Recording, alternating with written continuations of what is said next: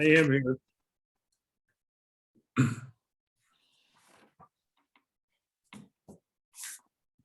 I had it muted because the lawn mowing people showed up. They're supposed to do this on Tuesday, and of course, they show up today. Okay, so I was trying to spare people having to listen to that.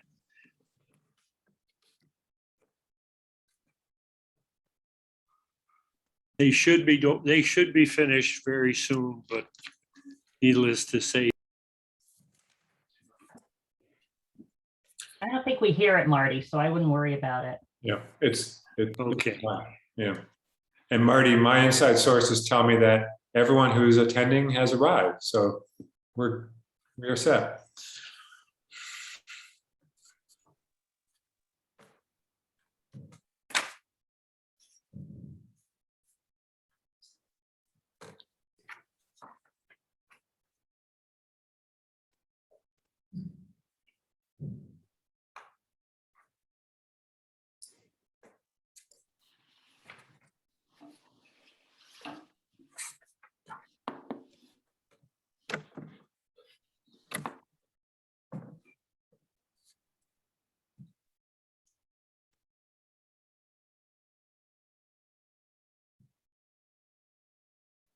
Therese, would you please do the roll call?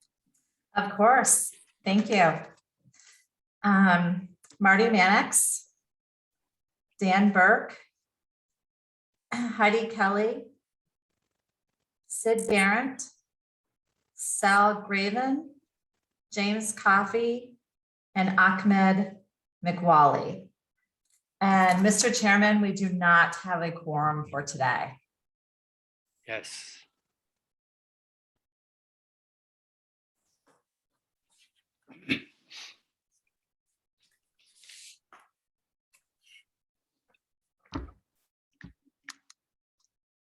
Okay.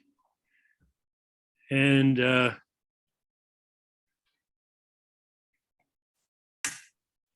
I will address our lack of a quorum later when it's my turn to speak to matters. Our first order of business would be the approval of the agenda. Could I have a motion to that effect, please? And can you make a motion without a quorum? Yes. Okay, all right, well then I'll make the motion. Okay. It's just we'll have to have approval of action that was taken at a later meeting. And can I have a second to that motion? I'll second it, Marty. Okay. All right. All those in favor? Any discussion? Nope. All those in favor? Aye. Aye. Say aye. Opposed? Okay. We can't indicate that it passes because we have a lack of a quorum. Okay. And we have minutes of minutes for February 15th and April 12th. I thought those February 15th minutes were previously passed. We didn't have a quorum last meeting to pass those minutes, Marty.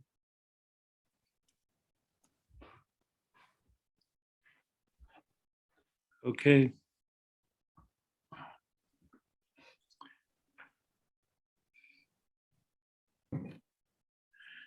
In public comment, do we have anybody here to make public comment? There's nobody online, Nobody here. Mr. Chairman. Okay. All right. And then Dr. Vignetti. Thank you, Chairman Mannix. I appreciate the opportunity to be here this afternoon. And I also just want to say a good afternoon to all our College Council members who are able to be here and others that are joining us on this call. And it's certainly a pleasure to provide my report to you today. And as we begin, I want to take a moment to welcome Dr. James Coffey to the College Council. I think in the Hollywood Squares, you'll see Dr. Coffey nodding for just a moment ago. Dr. Coffey is a well-respected local attorney and a professor emeritus of accounting here at SUNY Plattsburgh. And we are so happy and glad to see him join the council. And I am personally looking forward to more appointments from Governor Hochul. And perhaps, Marty, you might talk about this later on as well, but not to take your thunder. As a council, as you've heard, we last met in April. And this was at the point we were nearing the end of the spring semester. It was just ahead of May commencement and before a summer of ongoing work to prepare for this current fall term. So as I prepare to bring you up to date on campus matters, I want to pause, as I've done in previous meetings, to give a thanks to the faculty, to the staff, and to the many community partners who have enabled SUNY Plattsburgh to serve our students and to provide for them this next generation of Cardinals, and we're providing for them the education that they're here to earn. It would be, in some ways, it might be remiss not to say this, but the past 18 months of COVID have taught us many lessons. Among these is what a remarkable team we have here at the college. Their dedication and their focus as guidelines and requirements and health standards were adjusted back and forth and back and forth. And as trying as this has been, and it remains to be, it has proven the mettle of this incredible group. And I want to just say thank you to each and every one of them who help us get through each day to support our students. I also want to thank our students who have returned and given this campus an incredible boost and life that it has not seen for nearly a year and a half. And for the past 3 weeks, I've had the pleasure of walking campus daily, to meet and speak with our students. And I can report to you that they are happy to be here and we are equally glad to have them back. I want to briefly cover 3 areas today: health and safety, campus operations, and strategic planning. On the health and safety front, we have been preparing for the fall semester since last May. This has included the ongoing development and refinement of COVID-related guidelines to support safe campus operations and the delivery of a full educational experience while accounting for the ongoing public health risk of the pandemic. As a residential, comprehensive college campus, we are focused, and I'll say we are solely focused on providing in-person instruction for these persistent interactions among students, faculty, and staff.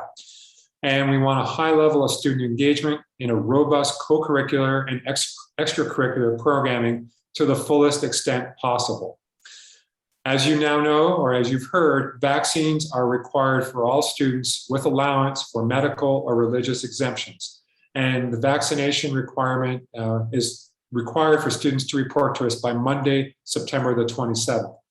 Today, we are fully compliant among our residential student population with 97%, and I'll say that again, 97% of our on-campus students who are fully vaccinated or in the process.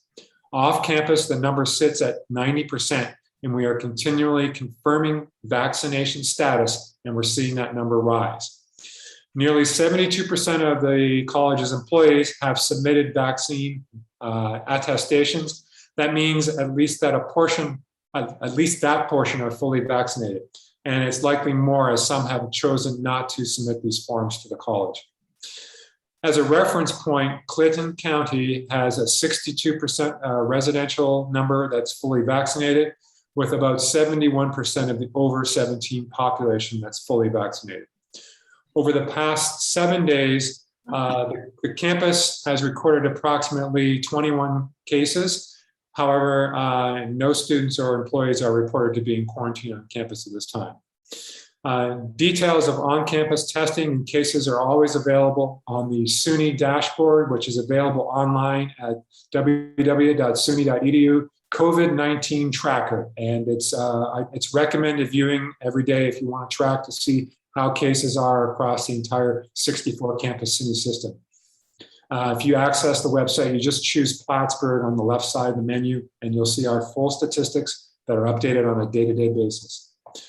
On the operations side of the campus, we are still processing, and our enrollment in the third week census will give us firm numbers once we pass the census date for campus. As of this moment right now, the preliminary year-over-year enrollment shows an estimated total head count of 4,801 versus the fall of 2020, which was 5,100, down approximately 5.8%. However, new and student enrollment and readmissions for the fall sit at 1,718 versus 1,672 for the fall of 2020. So the great news is that our new student enrollment has gone up by nearly 3% compared to 1 year ago. With respect to the finances for campus, we closed the 2020-21 fiscal year at the end of June. The combination of our state-directed and institutional spending constraints and the targeted stimulus dollars have enabled us to manage our funds wisely. Approximately $7.4 million in direct federal aid from the HERF funding will go to students. A similar amount will be allocated according to the Department of Budget and SUNY guidelines, which will allow us to use this on campus. We are set to distribute these funds under an approved formula when the dollars are given to us to distribute. I want to also mention that on campus, we've been designated by the Association of American Colleges and Universities, or AAC&U, as a Truth, Racial Healing, and Transformation Campus Center. We intend for our campus to be an active place for conversation that can dismantle historical racial narratives and broaden our recruitment and retention of a racially diverse student body, faculty, and staff. With this center, this will encompass curriculum and full campus and wider communities. And I have some good news to share on this. We have the support of the SUNY system administration in this as we become the first college to advance on this designation throughout the system. This will include hiring an executive director to lead the specific work. Over the fall, I will be prioritizing more fundraising, and along with my partner, Andrea, we'll be traveling to meet with alumni in selected regions as that's possible. Tentatively, we scheduled visits to include Albany, Boston, and New York City in an effort to enhance the college's ability to ensure students have access to an affordable degree. We're also advancing on using data-driven strategies to close equity and opportunity gaps. Racial caucus group meetings will be held to provide a forum for mutual support and learning. This work prioritizes educational equity and assisting faculty with input and guidance from their peers. When you next visit campus, you'll see that workers have been very busy from repaving the Kehoe parking lot and restoring masonry on the building itself to replacing the roof on Champlain Valley Hall and continuing to renovate Memorial Hall with an expected grand reopening in the spring of 2022. We've also created a welcoming admission space on the first floor of Kehoe for prospective students and their families. And we're going to retain the special view from the top 10th floor for prospects while building a central visitor point we've long lacked. At the Fieldhouse Gym, and the existing track surface will be removed. New flooring will be laid that will include an artificial grass playing surface, and all the existing bleachers will be replaced. Also, the north courtyard of Hawken Hall is being developed as a meditation garden honoring Emeritus President John Etling and his partner, Lisa Lewis. This work will be continuing through the month of September. Next, as we align our developing strategic plan, which we've called Plattsburgh Next, with our resources, we will be able to leverage some of our one-time reserves to invest up to $2 million in strategic initiatives. The Strategic Planning Steering Group, with representation from all divisions as well as students, have conducted 47 focus groups this past spring that involve faculty, employees, students, and leadership from across campus, plus external community and alumni. Additionally, an online survey was distributed. The committee members used what we call a SOAR model, S-O-A-R, which stands for Strengths, Opportunities, Aspirations, and Results, to process all the information that had been collected. I, along with Provost Ann Herzog and outgoing Faculty Senate Chair Gary Kroll, have reviewed the summaries and the initial drafts. I plan to share this out soon with the campus community and identify specific action items that will support essential goals, each of which is dedicated to guide our decision-making over the next 3 years. Work this semester will also continue on our middle state reaccreditation. A self-study report will be completed as we prepare for a full visit by the accreditors in the spring of 2022. Lastly, I want to mention some changes within the Office of the President. We have centralized campus communication and marketing efforts, shifting the marketing unit into the office this past July. The combined unit will be led by Heather Haskins, a 1998 SUNY Plattsburgh graduate and experienced communications, public relations, and branding professional. In fact, today is Heather's first official day on campus. This area of communications and marketing will provide communications better alignment to better advance our strategic priorities and elevate the profile of the college. Additionally, Cherise Granger, a veteran administrative assistant at the Center for the Study of Canada and the Institute for Quebec Studies, will serve as the executive secretary, succeeding Sue Gadway, who is retired after serving the college for more than 30 years. This robust team, along with Ken Kennelly as our chief of staff, will help me lead the college along with the vice presidents, the deans, and many, many others in critical positions on the college campus. So this concludes my report to the College Council, and I am indeed happy to answer any questions you have at this time. Thank you. Back to you, Marty. Okay, thank you. It was an excellent commentary. Enjoyed it very much.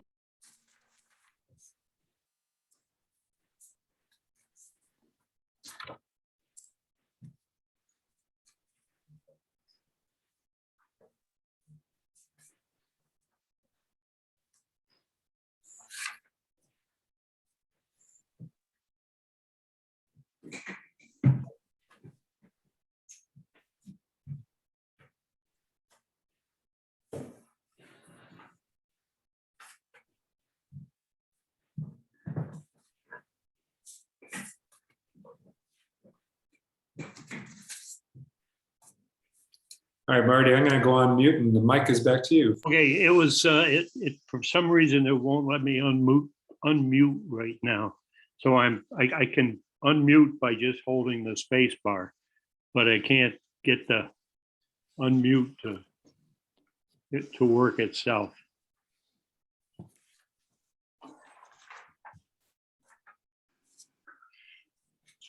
So next up, I guess Dr. Michelle Cromwell.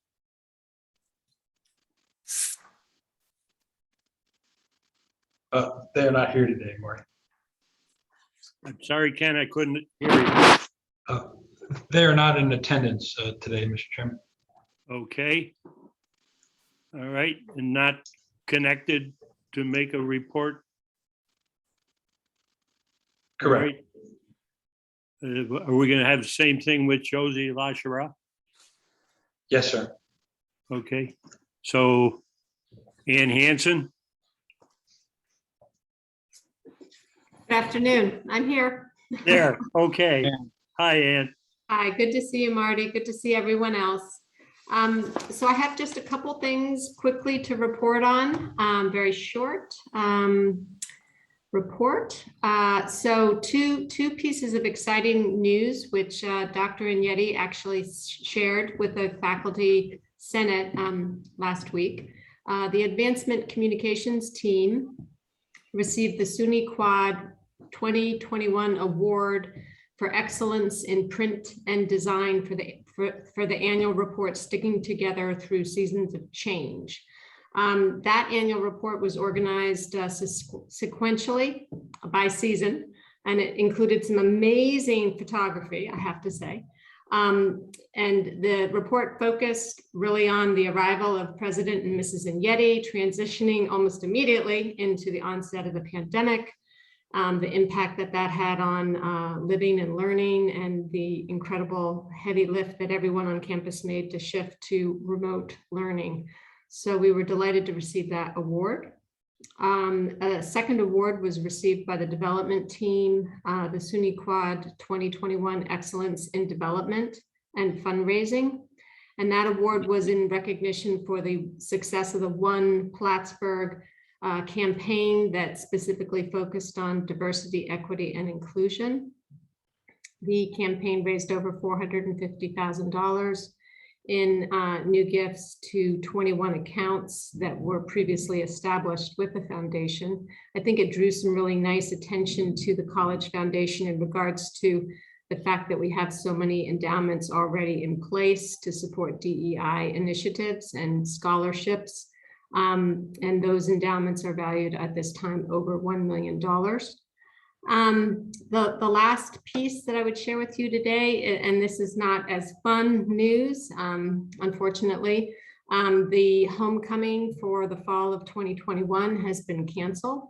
The concern there is obviously about bringing large numbers of people to campus for a homecoming celebration when people are traveling from all over the country. But the bigger concern really is the tradition, and it's a wonderful tradition, but with Plattsburgh, we always have a lot of official events that are scheduled by advancement, and then we have a lot of spontaneous, wonderful mini reunions that take place downtown, and those celebrations can often bring hundreds of people to town as well. So we did make the call to cancel that program.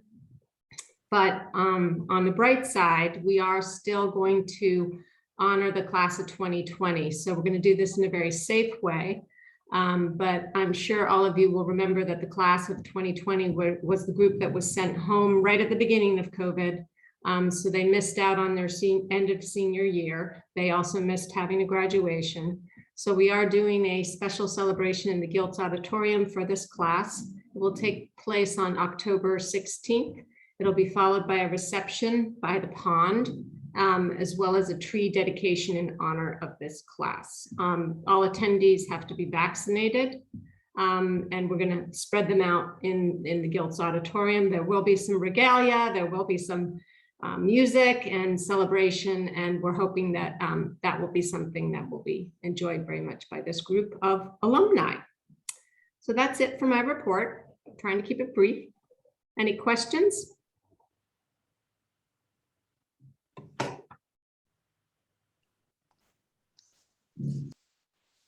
All right, well, I hope that is well attended. And is Ann Herzog there by any chance? Yes, I am, Marty. Thank you. And College Council members, hello, and welcome, Dr. Coffey, for joining this group. Well, thank you. And my colleagues as well. Good to see you all today. So I have a variety of items to share with you that are wonderful to know about in academic affairs, although I'm mindful of the President's request that we keep our comments to just a few minutes. One of the ways of establishing excellence of academic programs is reaccreditation. And I just want to share with you that we've had several wonderful reaccreditations over the last year. Our teacher education and education leadership programs received a full 7-year reaccreditation from their accrediting body, which is awesome and really indicates the excellence of our education programs. Our clinical mental health counseling program was reaccredited, and also the school psychology program was reaccredited. So those are all just terrific, and they help us with recruitment when prospective students know that we have accredited programs. I'd also like to point out to you that our social work program was awarded a $10,000 CSWE Kendall Institute grant to foster international relationships. And this is with an Institute of Social Sciences in Mumbai, India. And I'm excited about this particular opportunity because we are a closer and closer world in terms of global relationships. So anytime we can be collaborating with a program in another country, it is all to the benefit of SUNY Plattsburgh. Moving on, we've been invited by the prestigious Howard Hughes Medical Institute's Science Education Alliance to start a new research program for our students called SEA Genes. We already had an early research experience funded by this group called SEA Phages, and now we're building in sophomore and junior research experiences. And these are also really important because informed parents today know that these high impact practices, like the ability to conduct research with your faculty while you're an undergraduate, is something they're looking for at whatever college or university they're focused on. And so it's tremendous that our biology department has distinguished itself in this way. Some of you might be aware that last spring, we had an all-day program called Look to the Stars that came out of our journalism and public relations department. This was a live interaction with the International Space Station, and NASA had approved us for this opportunity. And over 6,500 students across the state, younger students, were able to connect to and talk with actual astronauts at the live link as a result of this opportunity. And we had the SUNY Chancellor and regional political leaders as well involved in this program. Moving on, I'd like to say something I'm so excited about is that Dr. Jason Lee from our School of Business and Economics was honored by the SUNY Board of Trustees as a distinguished teaching professor, really the highest honor that our faculty members can receive. And so if you've been in our library recently, you've seen the portraits that are on the wall for all the distinguished professors. And Dr. Jason Lee's portrait will be unveiled on September 24th at 4:30 p.m. So really excited to attend that celebration for him. Our online accounting completion program, which has really just been exploding with interest, has over 300 majors enrolled in this program currently. So it's a tremendously marketable program and an excellent program. The School of Business and Economics has launched a successful recruitment program for their new MSA data analytics program, and they have a 17% increase in their incoming cohort. So that was excellent as well. And lastly, I just wanted to mention that in the School of Business and Economics, they have established a $10,000 scholarship for students studying in global supply chain management. This was just established in the last academic year, and it will encourage students to pursue education in this field. And those are my updates for today.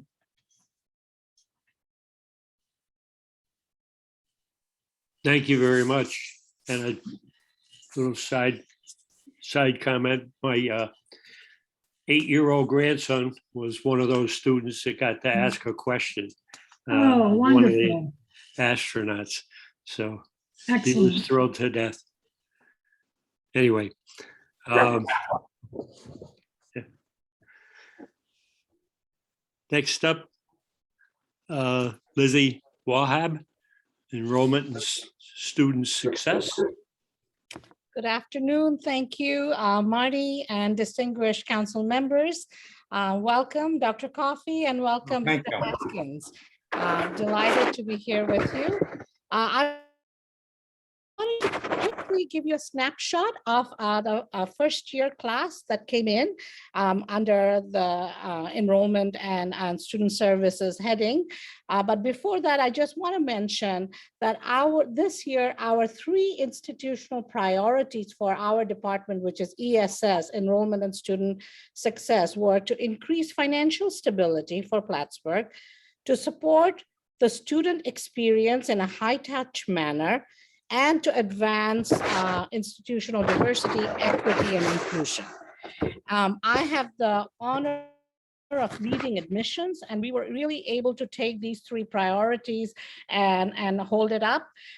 We started off the year with about, I would say, 6,000 applications that then grew to 8,000 applications. And this is both undergraduate and graduate. And that was an important mark because 8,000 applications is a benchmark we can use to really enrollment management.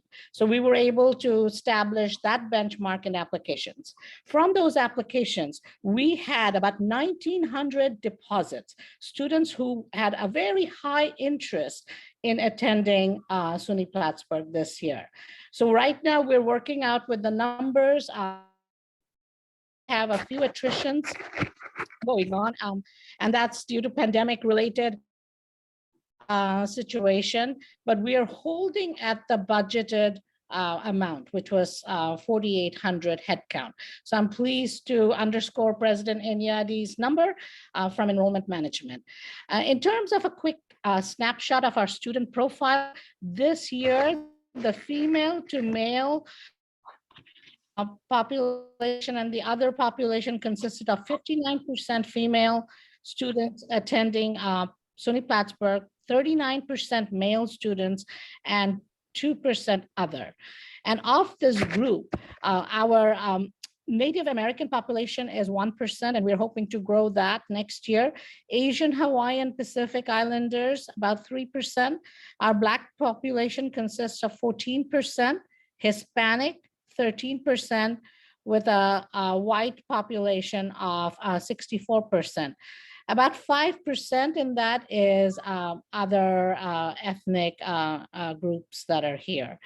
Our top high schools that helped us get to that 1,740 students that initially came through were Peru High School, Northeastern Clinton, Saranac Central, Shenandoah, and Plattsburgh High School. The main campus still holds 85% of our students. 8% of our students are online, and our branch campus in Queensbury holds about 7%. So we are moving forward with a strong baseline in terms of gaining students and trying to decrease attrition with tremendous work that goes on, I would say, in a very cooperative manner with academic affairs and with student support services. We've been able to offer really high-touch student support services, and the CARES funding enabled us to reach many, many more students this year than we were able to do in the past. So for enrollment, there is light in the end of the tunnel, and we hope to move forward with Plattsburgh Next, investing in a strategy of sustainability and strategy of high awareness for Plattsburgh.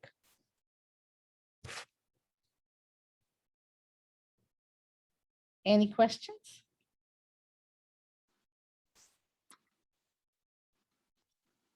You finished with your report? Yes, sir. Okay, very good. Sounds like lots of things are happening. On my report, it will be somewhat brief, but we touched on it earlier when we did not have a quorum. And we don't have a quorum. Part of our problem is the failure on the part of the former governor to act on any number of qualified applications that have been placed before the governor. And I intend to go to Albany. I'm going to ask a few people if they would have interest in traveling with me for the purpose of seeing if we can encourage our new governor to take advantage of what I would call some good low fruit on the tree of goodwill all across this state. Every state university is in the same boat. When I would go to meetings that we would have of where other college council presidents would be in attendance, it's uniform all across the state. They're in the same situation. They have submitted names and there's not been sufficient action on those submissions. And these are people, they're people who are dedicated to the colleges in their communities. They're people who have, there's no money involved. they're simply looking to do something of goodwill for their colleges and for their communities. And the governor would be, I think, roundly applauded if these appointments were made throughout the state. And I think there's an opportunity to be gathered, to be gleaned here. And so before our next meeting, at our next meeting, I hope to be able to report that I have been able to meet with people there and make that suggestion. So we hope that we can gain some, because we're always going to have the problem with attendance. I mean, if we only have 5 or 6 members of our council, and we need 5 members in attendance in order to have a quorum, I mean, we're going to have a problem, and it's a ridiculous problem for us to have. So it needs to be addressed. Moving forward, the Student Association President sitting in. Hi. Is that a, Yep. very good. Okay. Do you have a report? Yeah. Oh, there you are. Okay. I'm the coordinator of arts. Unfortunately, Ahmed couldn't be here today. He would have loved to, but his schedule was especially busy today. Sorry about the noise. So the SA right now is working on reactivating a lot of the clubs that went inactive during the pandemic. So we're reaching out to club members and also giving them resources to come and talk to us. We are working on community night, which is happening this Friday, September 17th. We want to have more in-person events. We actually had a really good turnout at what was it? Opening weekend. And we want to keep that up because we thought it was really fun. A lot of students came and they had the opportunity to meet us as well. So yeah, that's pretty much it. And thank you for having me here today as well.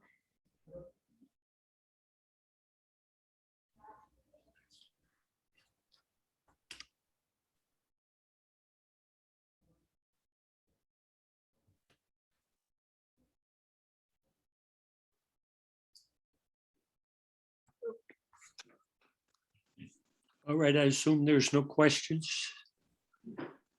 Okay, well, thank you very much for the report. Thank you. Okay. And our next report would be from Ray Carmen from the Faculty Senate. He available? I am, yes, thank you. Okay, thank you, Ray. I think Sandra was down first, though. Sandra Rizak, the presiding officer. Oh, excuse me. Okay, yes, you're right. I'm sorry. Sandra. No problem. Hi, everyone. I'll, again, like everyone else, be brief.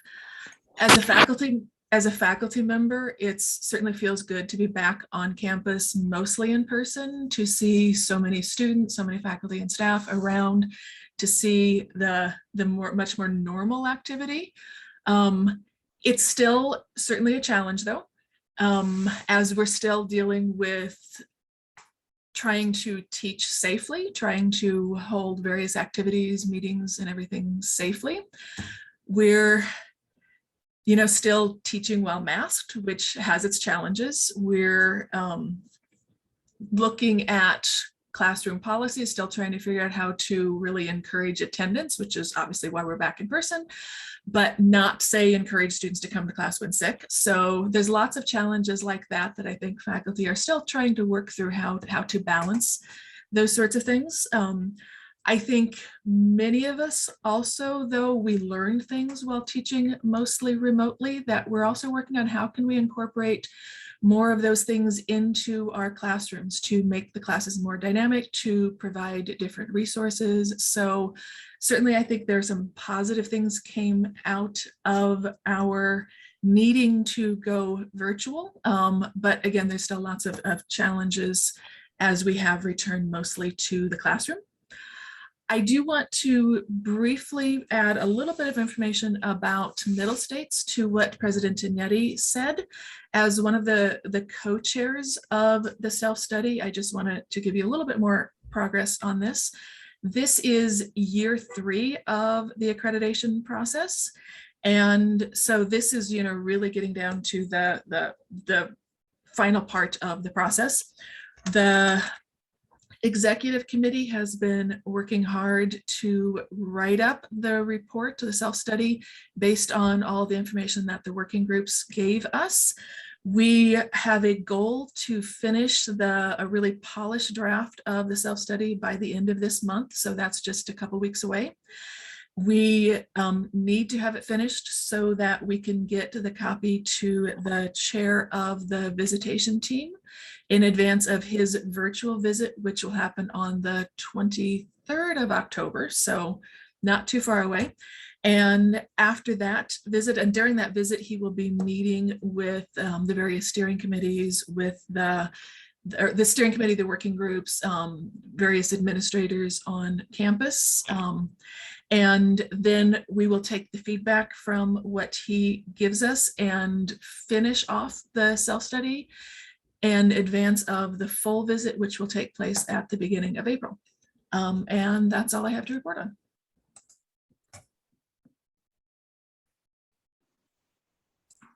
Okay. Any questions for Sandra?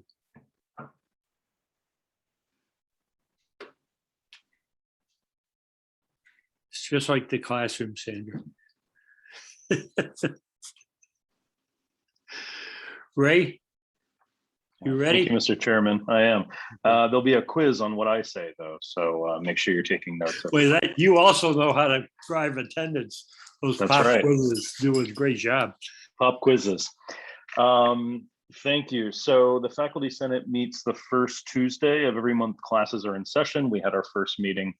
Boy, what was that, last week now? Our executive committee meets the third, fourth Thursday or Tuesday rather of every month. Classes are in session. We've had one meeting and we're getting ready for our second meeting for next week now. And we're also continuing the practice that was started back last year with Dr. Ignetti and Dr. Herzog joining us, where we meet monthly, the executive committee with the president and provost, which I think is great for all parties involved. We're continuing to do that this year as well. Already had one meeting last month and have another one coming up this month.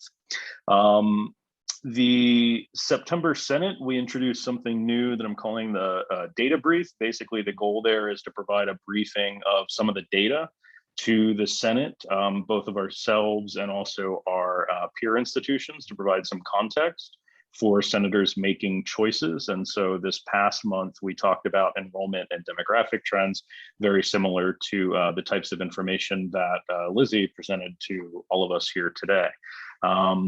And I did also want to share with you, I shared with Senate and exec my 3 priorities in addition to the regular work as Senate chair.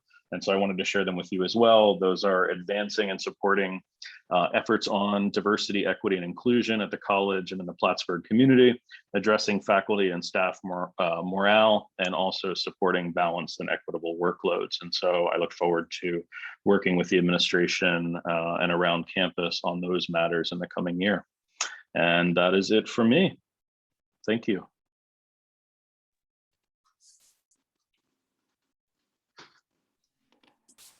Any questions for Ray? Okay. Is Kim Hartshorn available? Yes, I am. There you are. So the UUP, I don't have a whole lot to report. We are having a special election for the chapter to fill the vacancy in the president's seat, which I am currently holding through the result of the election. Also for the officer for contingents, which is also open. The statewide is starting to gear up for the negotiation, the contract negotiations that will start next year. So they're starting to organize meetings to survey the membership to see what issues they would like to see addressed in the new contract negotiations. We are also sort of monitoring the new telecommuting pilot policy and the temporary extension of the previous policy in regards to COVID accommodations for COVID childcare and elder care. And there has been sort of a misconception that the union is against mandatory vaccinations. That it's just that is not the case. The union is very much in favor of vaccinations and is not necessarily, I should say, is not opposed to mandatory vaccinations, but mandatory vaccinations would need to be a negotiated item, especially because there would be a suggestion that there may be some sort of a penalty if you don't comply, and discipline is definitely something that would need to be negotiated. But the general principle of mandatory vaccinations is not something that the union is opposed to. So, and that's NYSET's issue. I mean, that's NYSET's position also. It's generally a position throughout organized labor. We want everybody to be vaccinated. It's the way to get out of this. So, if there are any questions?